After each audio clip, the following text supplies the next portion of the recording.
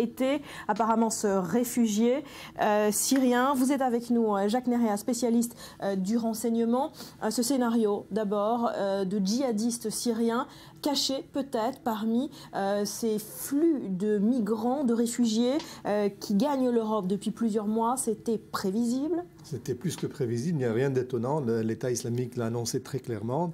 Je vous rappelle quand il y a eu la scène horrible, horrifique des 21 Coptes qui avaient été égorgés sur la plage de Sirte en Libye.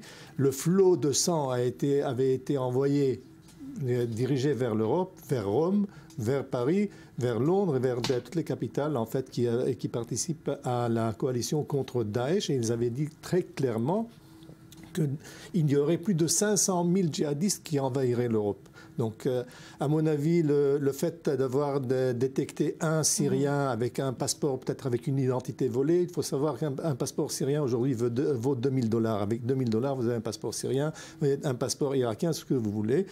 Il y a un véritable problème aujourd'hui en Europe. Les cellules dormantes sont déjà sur place, les djihadistes sont sur place, et le cerveau, en fait, qui fait travailler et qui planifie toutes ces attaques-là, se trouve toujours à Raqqa. C'est de là que tout commence et tout se termine. À Raqqa, donc ce projet, ces derniers attentats ont été planifiés, à mon avis, il y a quelques mois. Ce n'est pas d'hier, ce n'est pas d'avant-hier, c'est une opération très compliquée. Tout à fait. Alors, ce sont les attentats les plus sanglants, les plus graves qu'ait jamais connu la France, mais les spécialistes n'ont pas été surpris. Pire encore, ces attentats, pour eux, ne seraient qu'un avant-goût de ce qui attend la France, de ce qui attend l'Europe. Est-ce que vous partagez cette analyse? Écoutez, le fait que l'État islamique voudrait nuire à la France et continuer à nuire à la France, il est certain.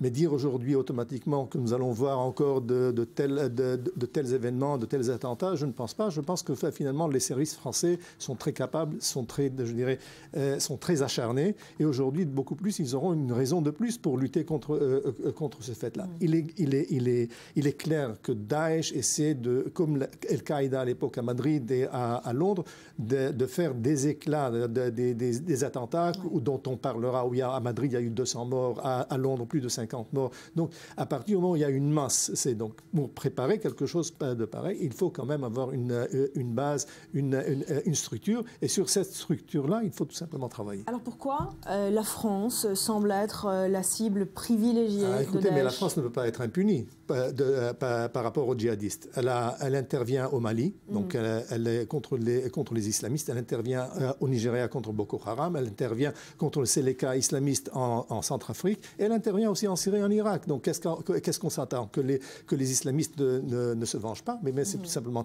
c'est très clair, il faut se préparer à ça.